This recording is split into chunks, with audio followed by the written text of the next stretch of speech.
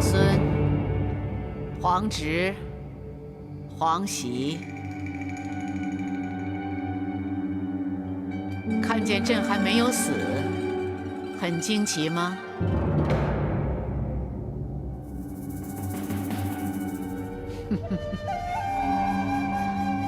经闻皇上遇刺，五内如焚。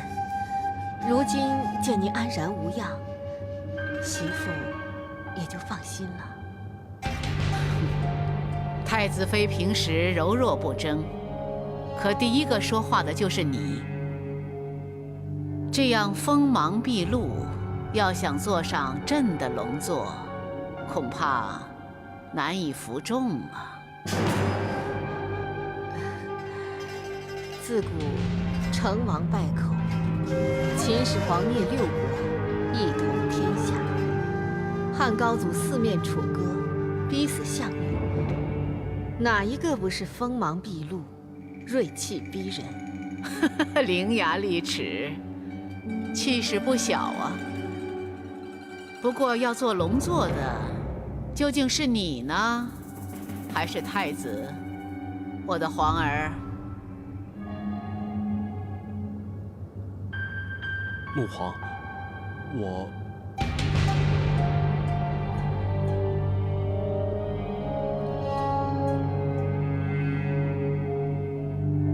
皇上贵体无恙，那是哪个散布谣言，说皇上遇害了呢？哼，是朕。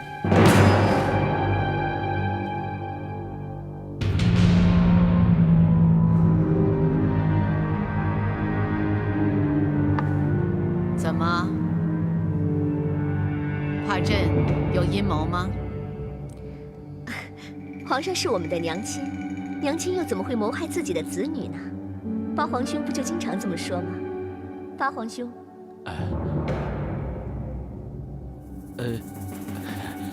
皇妹说的对，母皇一向疼惜我们，可能是跟我们开玩笑。哼，如果你们还笑得出来，那就尽管笑吧。朕也想看一看，到底谁可以笑到最后。不错，朕假传遇害，便是要让觊觎地位的人站到朕的面前，也好趁朕还在地位的时候，待朕看个清楚。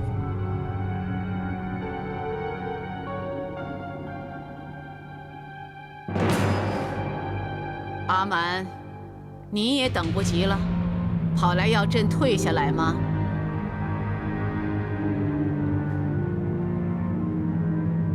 可是阿满已经坐在棋盘前，不得不思前想后，争取胜算呀，皇祖母。让你赢了一盘棋，你就拽起来了。天下胜负，朕是不会输的。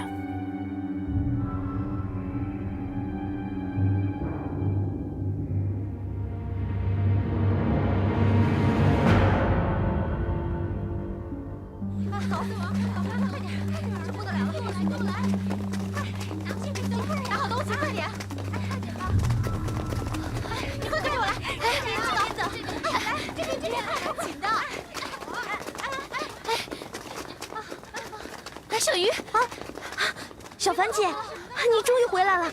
你知道吗？皇上驾崩了，什么皇子、太子，这个王那个王，全都带兵冲进来了。快跟我来！看来这一次要死很多的人，我们快点逃跑吧！小福呢？小福，哦，小马哥已经带他逃跑了。现在这时候，所有的人都冲向迎仙宫，我们朝反方向的应天门逃跑吧。走。此刻你由南边应天门出城，或许还能保住你的性命。可怜的人不止我一个，其实皇祖母也很可怜。其实朕也很相信是没有人要害朕的，可惜这是个笑话，当不得真的。小凡姐，我们快走吧，快走啊，小凡姐！小鱼，你先走，我要去个地方。哎，小凡姐，小凡姐，此刻危险，你还要去哪里啊？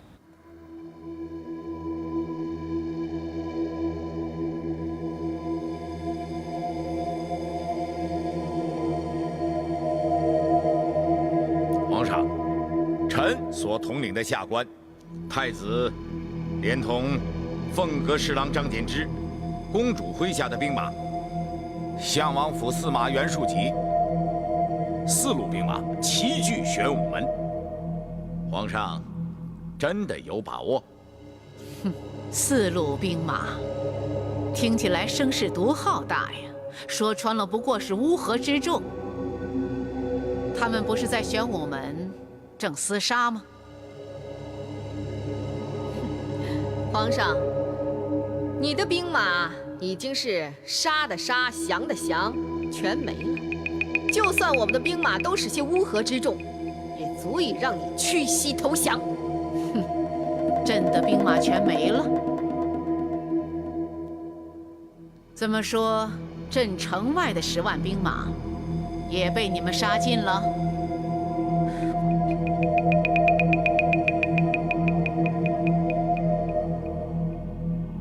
皇上，皇上，皇上！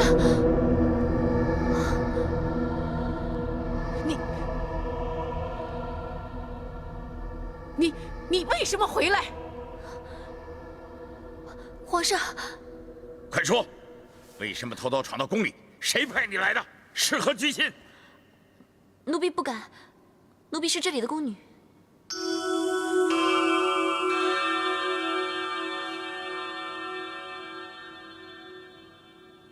皇上安排是想让他欺骗我们，让我们误以为是他谋害了皇上，好引我们来争夺皇位。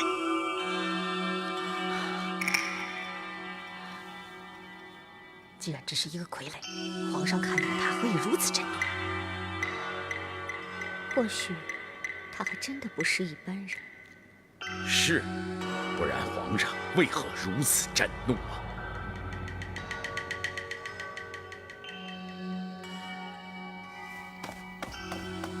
爹，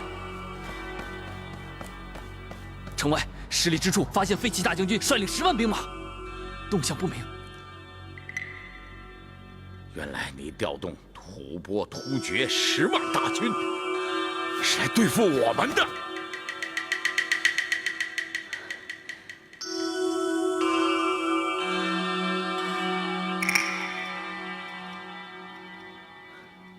我们进宫已有1个时辰，按理说，他们早就应该发兵围剿，可为什么到现在，他们还是按兵不动呢？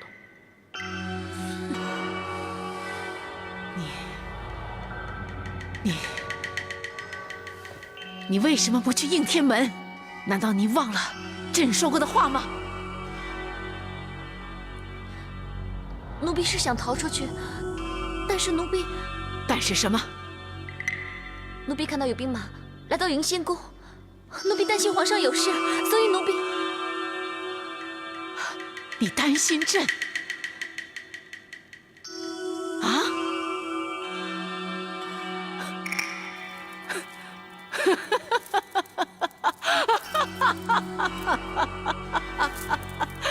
天意呀，天意！朕让你从应天门逃走，因为朕早已命人在那儿监视着，一见你出城，即是时机成熟，马上通知城外兵马挥军灭贼。谁料你竟担心朕，而又跑回来，你这是令朕功亏一篑呀！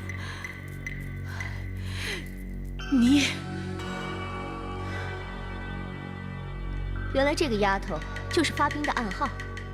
如今暗号发不出去，10万兵马只能按兵不动，我们不会有事的。皇上，你的10万兵马已经形同虚设，你现在还有什么可以跟我们较劲的？媳妇劝你，认命吧，你的皇朝结束了。那朕要知道，谁的皇朝要开始了呢？太子的皇朝要开始了。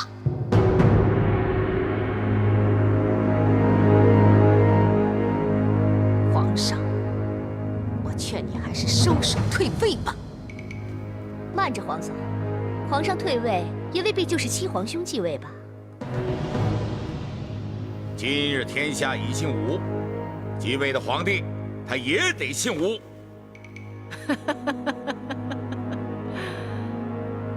皇上不是已经赐太子姓武了吗？既然如此，太子继位那是顺理成章，有何异议啊？皇上的儿子又不是七皇兄一个，八皇兄不是也曾经当过皇帝吗？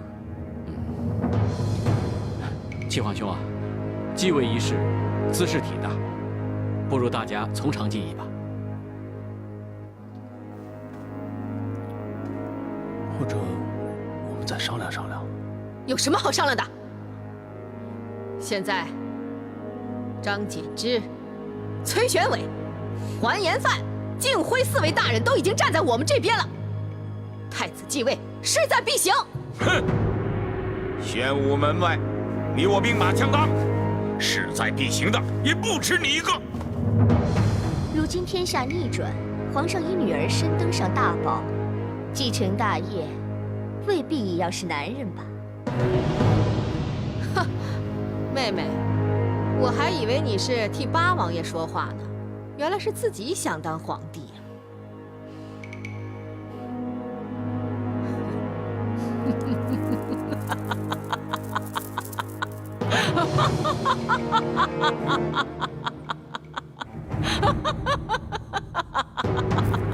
看看你们，龙位还没有坐上呢，就开始狗咬狗了。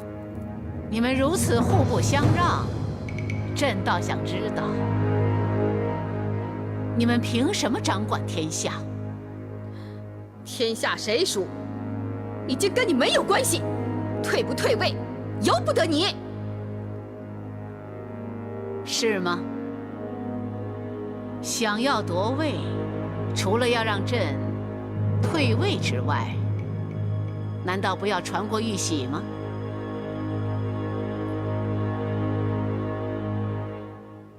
难道你已经把玉玺藏起来了？哼，没有玉玺，就是登上皇位，那也是名不正言不顺。何况朕的10万兵马还在城外，没有朕的号令是不会退兵的。怎么？你们争来争去，以为可以坐上这个皇位多少日子啊？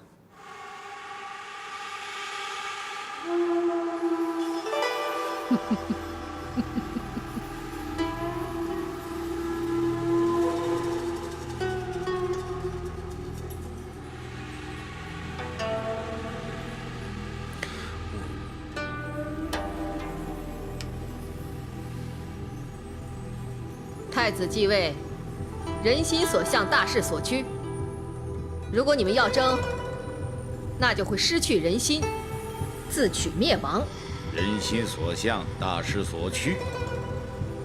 哼，我们几个凭什么坐在这里啊？大家心里都很清楚，任何改朝换代，靠的是实力。别冲动，有话好说嘛。坦白说，我们怎么会在这里？还不是想当皇帝。莫忘记，如今兵临城下，玉玺又不知所踪。如果我们还要自相残杀，恐怕未当皇帝便成鬼了。我觉得皇姑所言确实很有道理。如今谁当上皇帝，都要面对皇上在城外那10万兵马，我们哪一个可以应付？不如我们再跟皇上好好商量商量。其实未必一定要让皇上退位。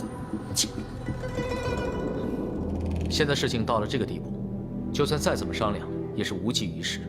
既然皇上设计坑我们，看来他根本就不想传位给我们任何一个人。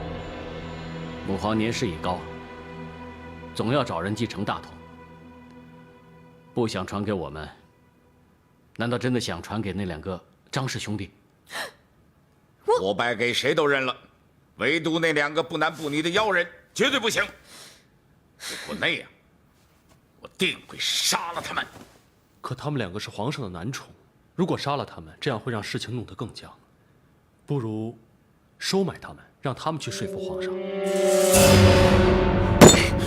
你这是与虎谋皮！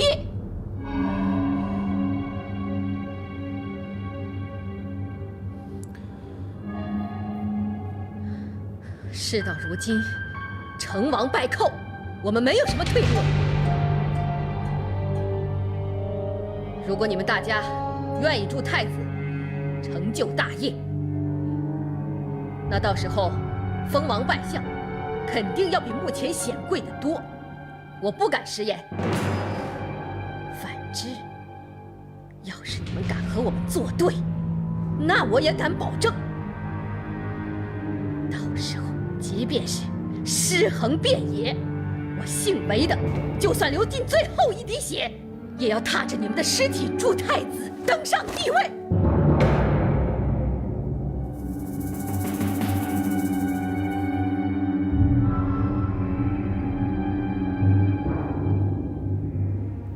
你知道朕正在设计对付想要夺位的人，难道你以为朕不会早有防备？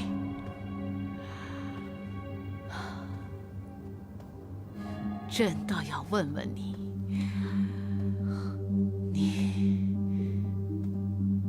你到底担心什么？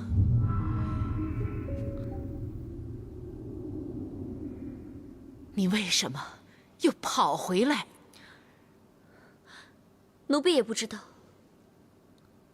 奴婢只是觉得皇上很可怜，所以担心皇上有事。朕可怜？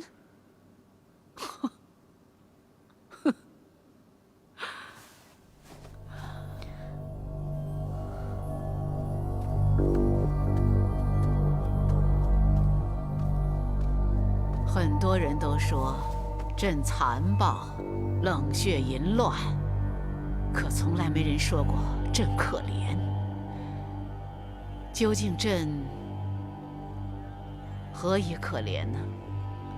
要杀皇上，都是皇上的至亲，骨肉相残，这不可怜吗？虎毒不食子，可皇上却要先下手为强，难道不可怜吗？皇上不相信没人害你，所以故意给大家机会，结果他们真的来了。皇上也真的对了，所以奴婢觉得皇上更加可怜。朕曾经陷害过你，想杀你，可反过来你倒可怜朕。你说过你有妹妹要照顾，所以你绝不能死。你却担心朕比你自己和妹妹还要多。奴婢的妹妹现在有人照顾着，而且奴婢也不打算为皇上而死。奴婢只是想来看看皇上，就是这么简单。就这么简单？就这么简单吗？人算不如天算，朕诈作杀你，又要买你的命，全都是要你痛恨朕。到朕放你的时候，你会毫不犹豫地走，你会不知不觉当朕的传信鸽。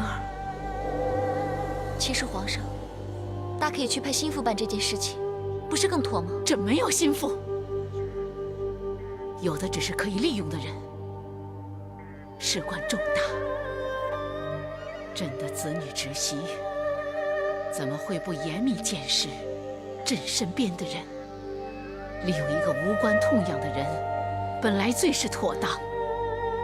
你却这么简单的跑回来，让朕败得无话可说。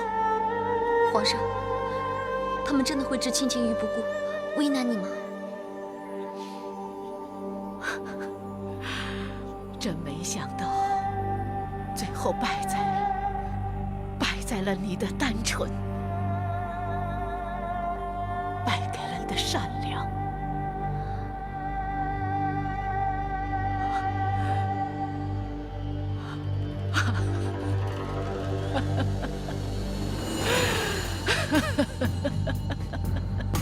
龙基，你要记住爹说的话。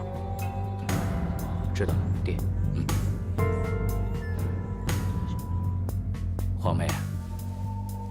我说两句。皇兄请讲。皇嫂，我们现在4路人马，总共不过3、4万。就算我们拼尽全力，又如何敌得过10万雄师？要拼死周旋。要是我们败了，你们就把责任推到我姓韦的身上。好气派！假如你真的能够运筹帷幄，那我武三思也乐得成人之美。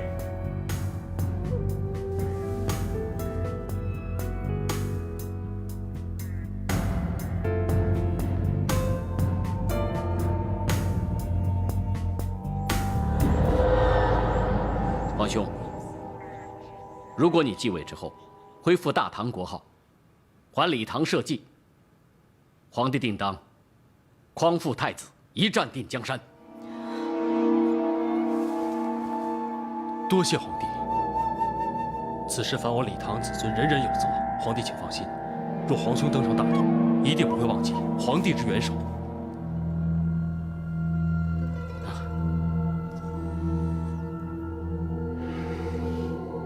难得2位皇兄同声相应，同气相求，小妹又岂有置身事外之理？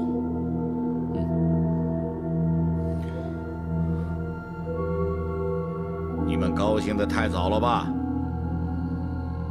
都想过没有，如何对付那城外的10万兵马？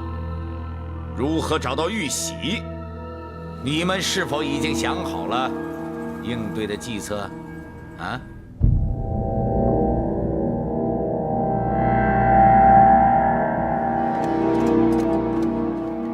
启禀太子太子妃，内侍有人上官婉儿求见。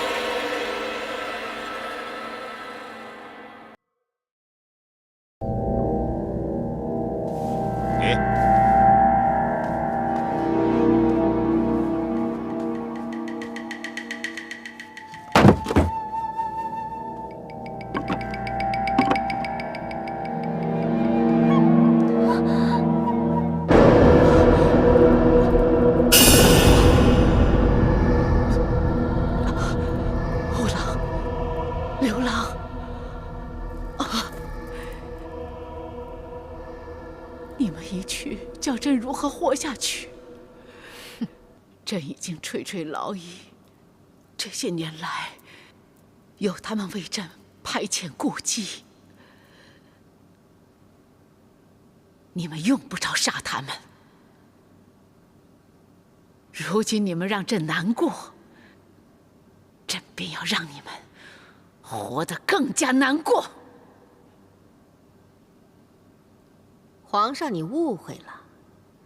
其实让你难过的不是我们，是他。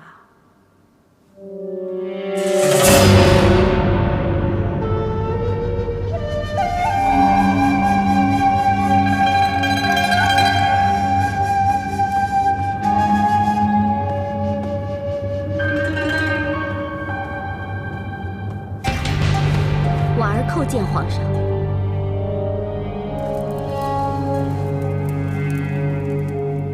是你出卖朕，把5郎、6郎交给了他们。请皇上恕罪，婉儿也是情非得已。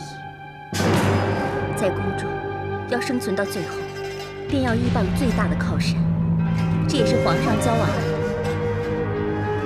婉儿知道，皇上始终对婉儿跟6郎的事耿耿于怀。更何况，皇上年事已高，如果婉儿不另谋出路的话，婉儿恐怕很难生存下去。王任对你如此信任，对你委以重任，你竟然投靠他们，而如此出卖朕！你已经看过锦盒内的东西了吧？你把它给了太子妃。委以重任是真，可相信婉儿却未必是真。皇上将婉儿跟张氏二人送到城外去，难道不就是为了监视婉儿吗？这两个小人早有谋反之心，此举无疑是送羊入虎口。婉儿也是为了自保，献宝卖主，情非得已啊。连那两个跳梁小丑也敢造反！朕早知道你们所有的人都会害朕，朕想不到，竟然连你们这些微不足道的蝼蚁都想造反，这才是天下最大的笑话！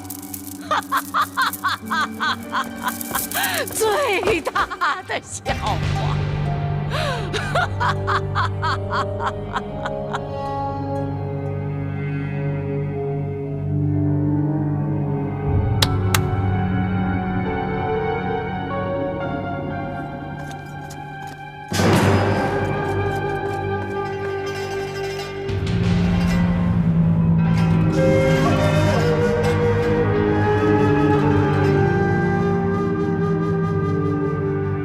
自秦以来，传国玉玺，乃国之重器，得之受命于天下，失之气数已尽。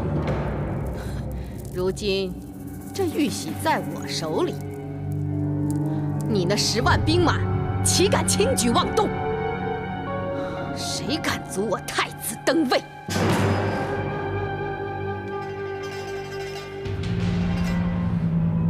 死老太婆，你气数已尽。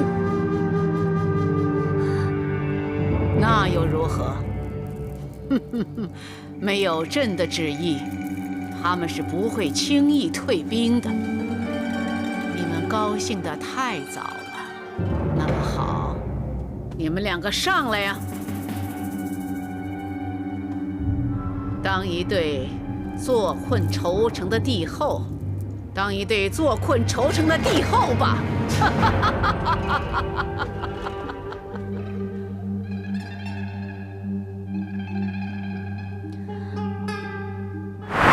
皇上昭告天下，传位太子，刻日于通天宫登位。上次所有的兵马进城，我们还没有出宫，就被兵马挡回来了。我早就知道会有一场大变，果然真的天变了。这次，不知道会有多少人头要落地了。哎呀，多少人要遭殃啊！这个怎么办？这一次，我出人头地的机会来了。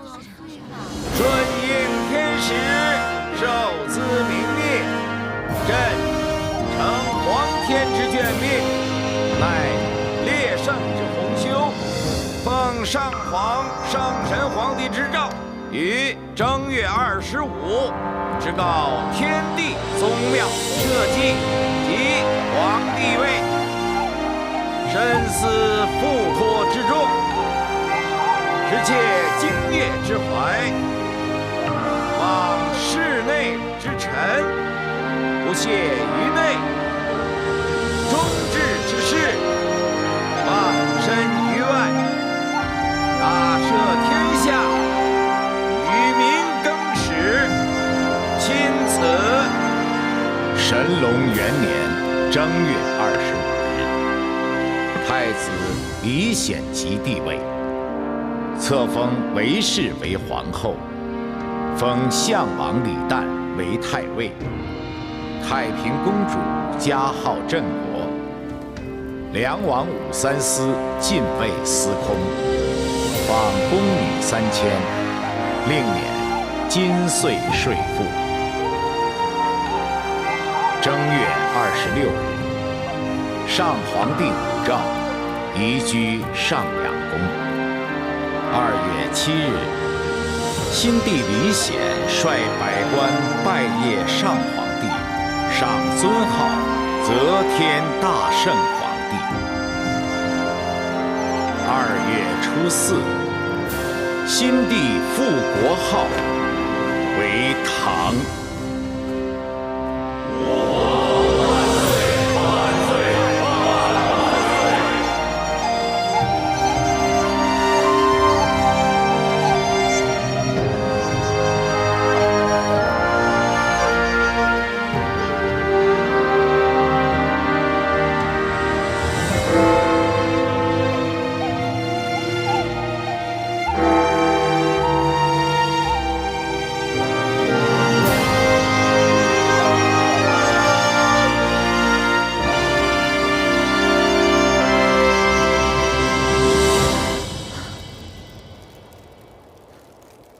才刚过初冬没多久，天气一下变那么冷。此刻这里犹如冷宫，门前冷清，冷暖人情。如果你还学不会冷心冷面，你迟早会冻死在宫中。如今只有奴婢陪在太上皇身边，你就放过奴婢吧。就算你再怎么责怪奴婢，日子也不会好过一点。可是也不会更难受啊。哎呀，真是虎落平阳被犬欺呀！想当初谁不对老夫前呼后拥，今天却呼呼喝喝，真是人情冷暖呐。说的是呀。奴才叩见太上皇。你们两个这般大呼小叫的，所谓何事？回太上皇，刚才刑部，皇上已经下令恢复大唐旧制，天地春夏秋冬6宫，恢复吏礼户兵刑宫6部，神都也改为东都称号，就连皇上他也不姓武，他改姓李了。刚才刑部通知奴才，2位张大人的府邸已查收完毕，应太上皇所求，将他们的遗物带回给太上皇。可是那些看门的小太监是百般刁难，又是盘问，又是查实，是奴才据理力争，才得以放行啊！狐假虎威！皇上，请过目。奴婢来帮你。5郎6郎的东西，朕不要别人碰。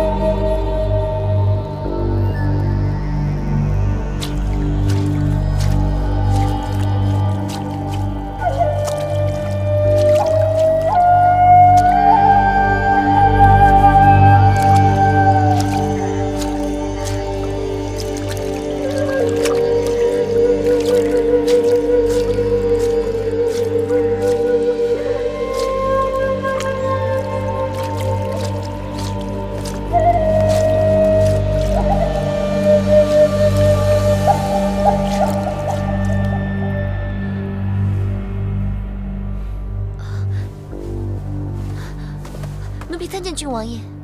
免礼。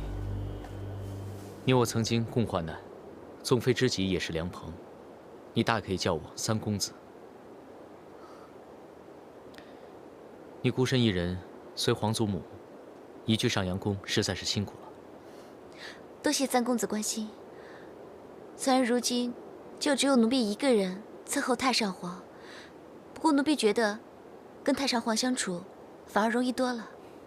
奇怪，现在皇祖母大权旁落，被皇上软禁于此，照理应心情欠佳，为什么反而容易相处了？从前太上皇生杀予夺，喜怒无常，虽然现在说话一样尖酸刻薄，但不知怎的，总觉得风趣的多了，跟他说话也轻松的多了。皇祖母一直背负天子大权，不但被压得喘不过气来，连人性也几乎泯灭了。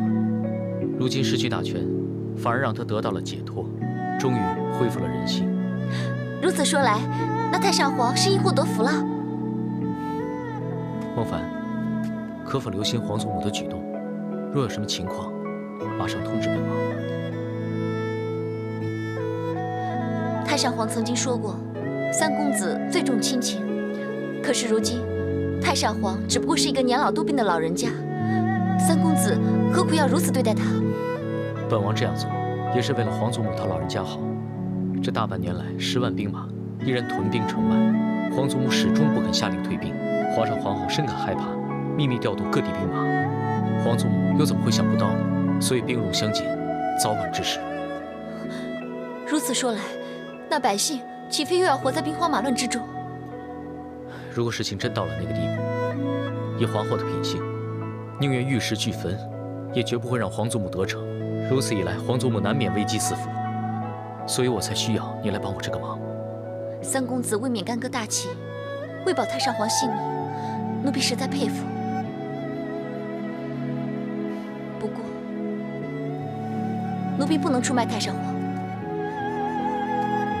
这怎么能算是出卖呢？太上皇最痛恨人家出卖他。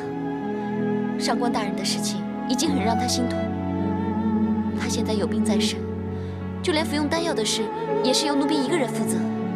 可见太上皇只信任奴婢一个人，所以我绝对不能做出同样的事情。更何况奴婢相信太上皇也不想看见兵戎相见的。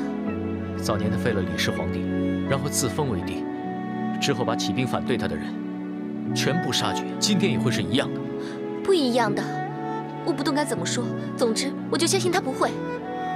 纵使你没有看错皇祖母，可是皇上武三思，就算是本王和我爹为了争夺天下，都会不惜一切的。如果你真的要站在皇祖母那一边，那就千万要小心了。多谢三公子关心，奴婢定当谨慎小心。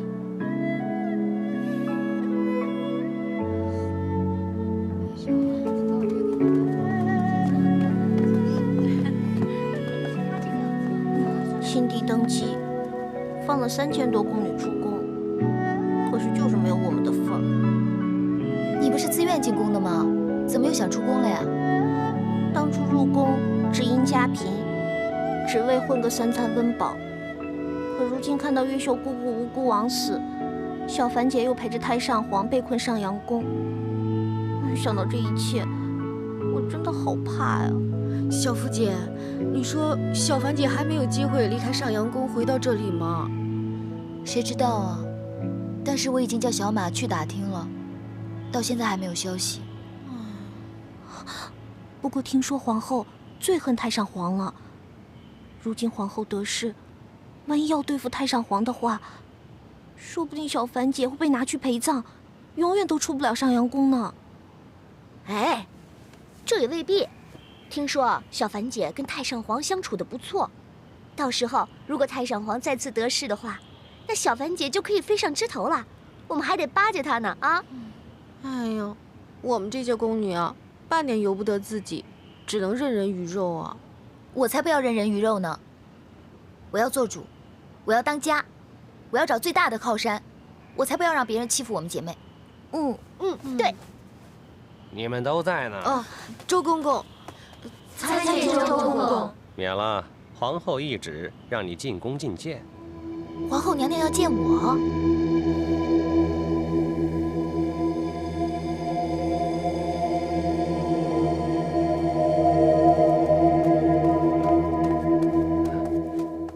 娘娘。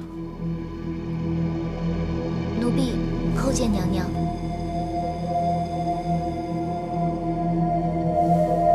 你会梳头吗？奴婢会。奴婢的手艺是上服局的赵尚福亲自传授的。赵尚福，从前那个死老婆子一直找他梳头。来吧。是。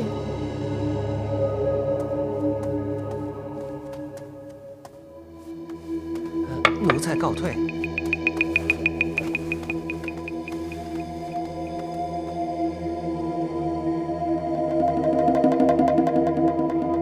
娘娘的头发秀发如丝，怎么梳都好看。你很会说话呀，也很会把握时机，不像你姐姐那样。娘娘认识姐姐？认识。那个死老太婆子不是很喜欢她吗？要是那死老太婆子还在位的话，你姐姐一定会取代上官婉儿，成为她身边的第一红人。不过呀，要是等那死老太婆子死了，你姐姐也一定会跟着她一起下葬的。姐姐一向鲁莽行事，如果有冒犯娘娘的地方，请娘娘恕罪。我叫你来就是要给她一条生路啊！皇后娘娘驾到！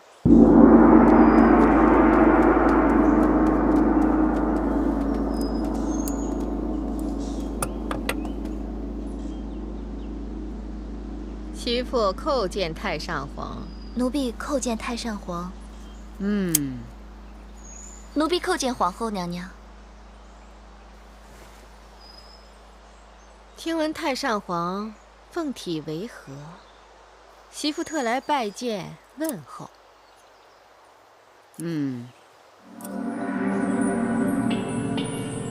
哎呀，这蜀往东来的，身体不好，要及时进补啊。我这儿有一锅狗肉，正合时宜，太上皇趁热吃了吧。狗肉，你凡事当真，出人意表。啊，哎呀，是因为这条狗太不听话了，我把它关起来，狠狠地打了一顿。可没想到它太老了，经不起打，被打死了。哎呀，谁让它不识时务，到现在居然是尸骨无存。关门打狗只有死路一条。不过朕劝你要一击必杀，否则赶狗入穷巷，迟早被这条狗反咬一口。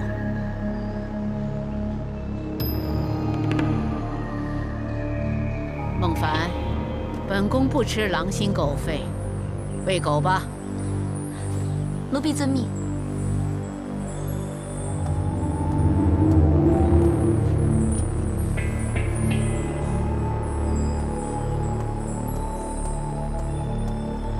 孟夫，你也退下吧。奴婢告退。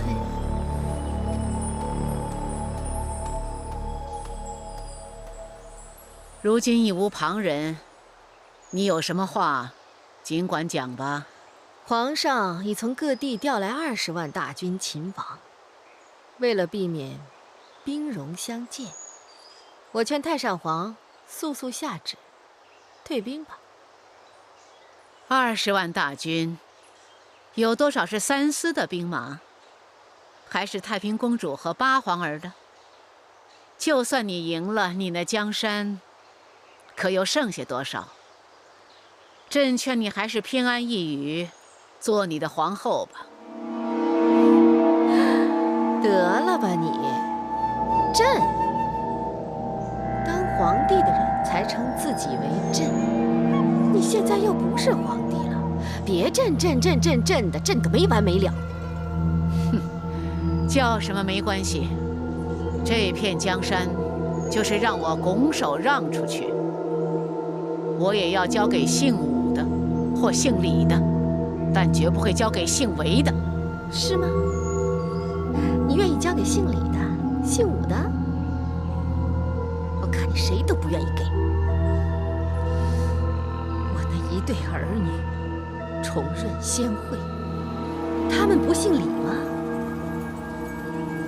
可你又待他们怎么样？他们不是也惨死在你的手中吗？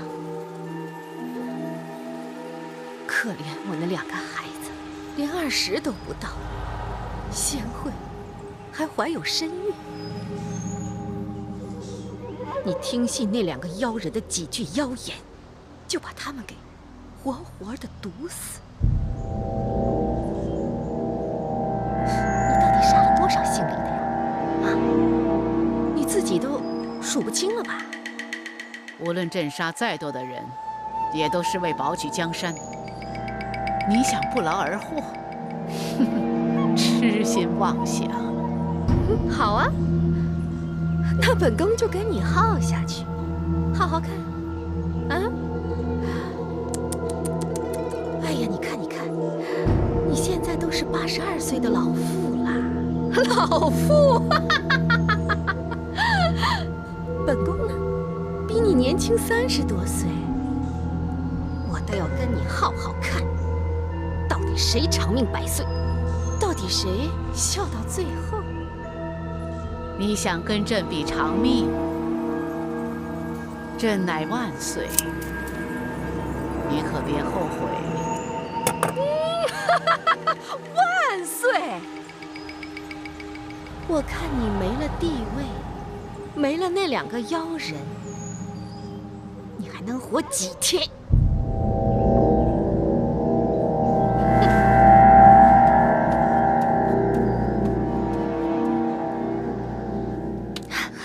妹妹可好？原来你去服侍了皇后娘娘，那你以后一定要谨言慎行，万事小心呢。我才不像姐姐那么爱闯祸呢。姐姐，对不起，那天跟你约了要相见，可是皇后娘娘急着召见，所以让姐姐空等。你不会怪小福吧？姐姐怎么会怪你呢？姐姐只要知道小福每天过得开开心心，吃好穿暖，无病无灾，就算不能天天相见，姐姐也就满足了。姐姐这么疼妹妹，妹妹当然也要这么疼姐姐啊！别卖口乖，你要听话。你要知道，这宫里头是最危险的地方，就算姐姐多想保护你，也力不从心，我们也只能任人鱼肉。所以你要记住，不论什么都比不上保命重要。我知道，我一定不会任人鱼肉的，我一定要保住性命，在宫里活到最后，笑到最后。姐姐，如今太上皇已经失势，不如你跟我一起投靠皇后娘娘，这样我们就可以在一起了呀。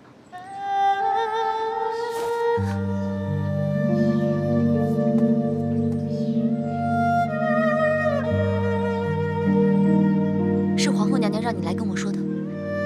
是，她要你打听太上皇的一举一动，如有异动，及时禀报。不行，我不能背叛太上皇。为什么？现在全天下的人都觉得你们是一伙的，他们一直都是水火不容。他日如果太上皇归西的话，皇后娘娘一定会对你不利。姐姐，你要未雨绸缪啊！太上皇已经众叛亲离，如果我再这么做，他太可怜了。在这宫里，实在有太多可怜的人，帝王、皇亲、宫女、太监，莫不在争斗之中。姐姐不想卷入其中，更加不想让你深受其害。你跟皇后娘娘还是疏远些好。姐姐，你太天真了。现在宫中最大的势力就是皇上，还有皇后娘娘，非友即敌。皇后娘娘说过，他日如果太上皇归西的话，她要你一起殉葬。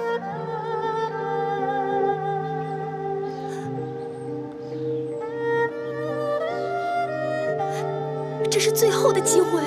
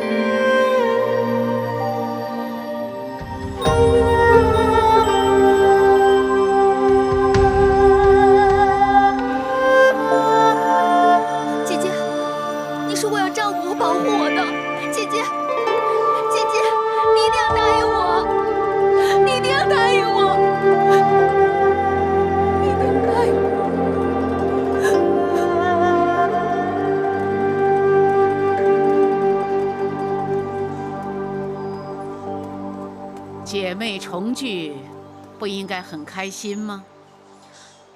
太上皇，你怎么知道？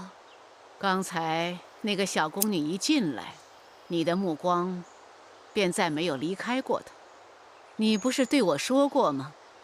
这宫中你还有个妹妹，不问便知了。她叫你投效皇后了？太上皇，这个你也知道？刚才皇后拿来一锅狗肉，岂会只是为嘲讽朕的？她是故意制造机会让你们姐妹俩独处。当然，皇后是另有目的的。这是什么？都瞒不过太上皇的眼睛。朕14岁入宫，快要70年了，看尽了人间百态，谁骗得了我呢？不过只有那一次，那就是你，竟然让朕大出意外。骗你的，骗不了你；不骗你的，却骗了你。那是奴婢的问题，还是太上皇您心思的问题啊？你是讽刺朕心地不好吗？奴婢不敢。那皇后拿什么要挟你归顺她？皇后娘娘要奴婢陪太上皇殉葬。她就只有这点伎俩，真是难成气候。其实太上皇，您这么英明，曾经什么都拥有过，为什么不退下来，好好度享余生呢？要来劝朕吗？你是怕皇后对朕不利呢，还是真怕要为朕陪葬？朕是长生不老的，所以你也死不了。那奴婢真的是要祝太上皇您万岁万岁万万岁了。哼，信不信由你了。以前太上皇还精神百倍，可如今太上皇睡得都没之前多了。就算不为自己的身体想想，也该为奴婢们想想吧。身陷困境，你还如此放轻松，真不简单呢。奴婢的心情重得像石头一样，差点一沉不起，怎么会轻松呢？死不了的。当日朕当众夸赞皇后跟朕相似，但是令月三思一定甚为不服。就算响儿已经登位，他们两个早晚会图谋不轨。你想想，在这种形势下，皇后的凤座是不是可以长稳安坐而毫无隐患呢？原来早在当日，你就已挑拨离间。可是他们始终是你的至亲啊，你怎么下得了手呢？自古多少帝皇是死在至亲之下，要成大业，便要六亲不认。难怪太上皇当日会赐死皇帝的一对孩儿。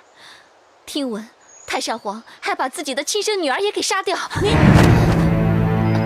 奴婢失言，奴婢知罪。走，快走，别烦朕。奴婢告退。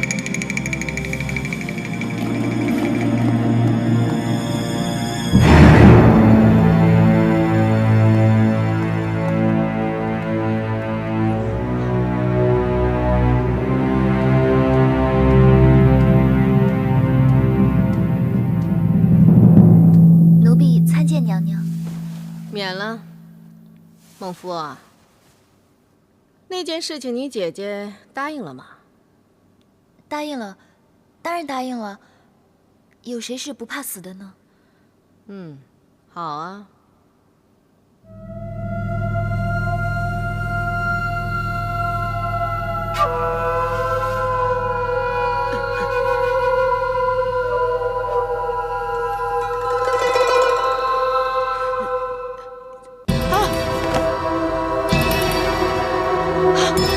来人呐！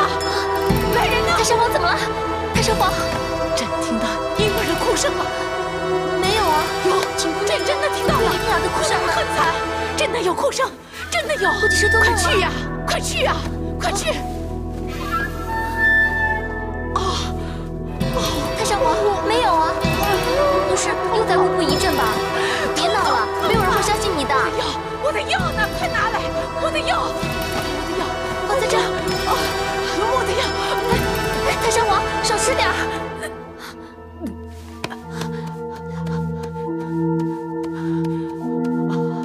怎么样？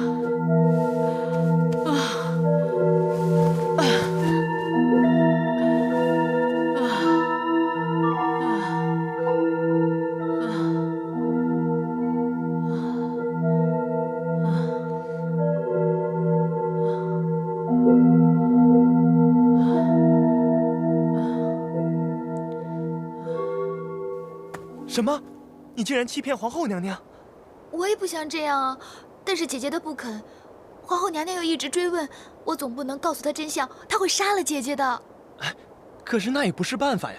皇后娘娘要孟凡去监视太上皇，可是太上皇真有什么动静的话，你也不知道啊。哎，到时候你们姐妹俩可是要杀头的。那怎么办啊？小马，你帮我去劝劝姐姐好不好？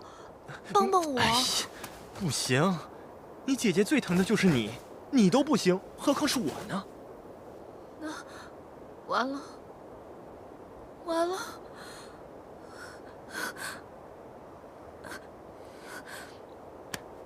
孟福，孟福，我再帮你想想办法就是了嘛。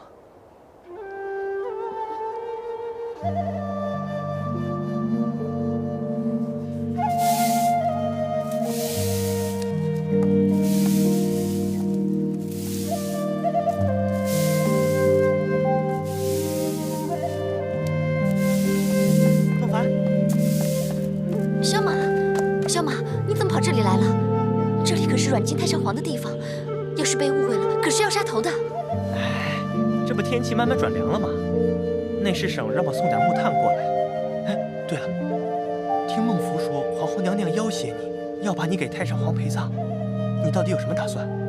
我也不知道，船到桥头自然直吧。孟凡，有的时候在宫里自私一点，没有人会怪你的。我知道。我也很自私，我不想死，我也会想尽办法保命。但是，我不想为了保命而赔上别人的命。我知道你一向很固执，可是万一到了危急存亡的时候，希望你想想孟福，不要以身冒险。我明白。我还要打扫，你把东西先放那边吧。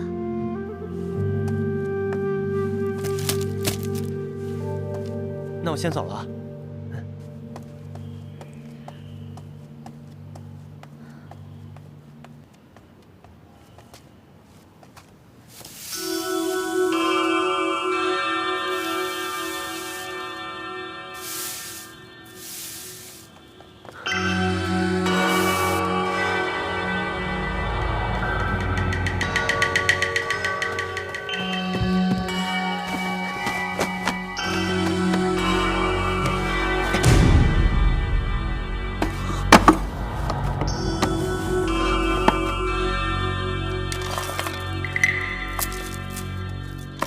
小马，你在干什么？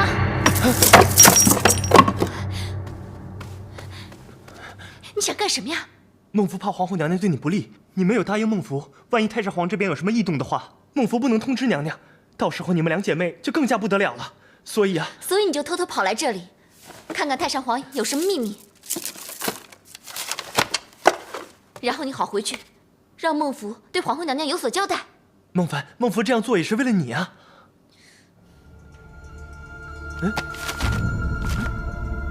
这不是石经金光藏景陆行神经吗？这是本道书啊，我还以为有什么秘密呢。这是什么书啊？啊，这你就不懂了吧？告诉你，鲁公公曾经跟我说过这么一个故事，说春秋的时候，周烈王太子姬晋，他呢遇到了一位仙人，仙人教他的这套石经金光藏景路行神经，说只要练30年，练成了金丹，便可麒麟跨凤升到天上去，人称升天太子。这个不就是活脱脱的神仙故事吗？两位国公爷，干嘛要收藏这个东西呢？我想，也许他们跟秦始皇的想法是一样的，想成仙吧。哎，每个朝代的皇帝都想长生不老。真没想到，二张这2个妖人也想成仙啊！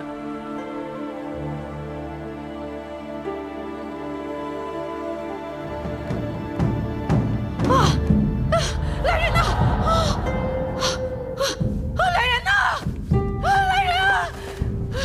来人呐！太上皇，太上皇怎么了？奴婢来了。太上皇，怎么了？朕又听到婴儿的哭声了。上阳宫内冷冷清清，哪来的婴儿啼哭啊？有啊！太上皇，您服了丹药了吗？服了。你为何问这个？太上皇不是跟奴婢说过，太上皇是长生不老的吗？所以奴婢也死不了啊。你想说什么？太上皇为什么会喜欢2位国公爷呢？是因为他们年轻，还是太上皇以为他们可以令你年轻呢？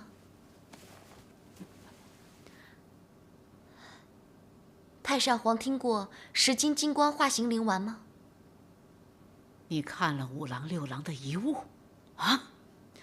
奴婢本来以为太上皇是为他们的死而伤心，却原来是为自己在伤心。5郎6郎，你们5郎6郎，你们这么一去，叫朕如何活下去呀？奴婢来吧，太上皇。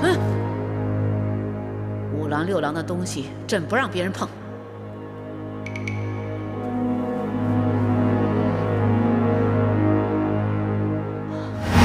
因为他们死了，就没有人为太上皇去炼制长生不老的丹药。那2个小丑暗中反对朕，值得朕伤心吗？当年如果不是要他们为朕寻找长生药，朕才不会把自己的孙儿和孙婿亲手杀了。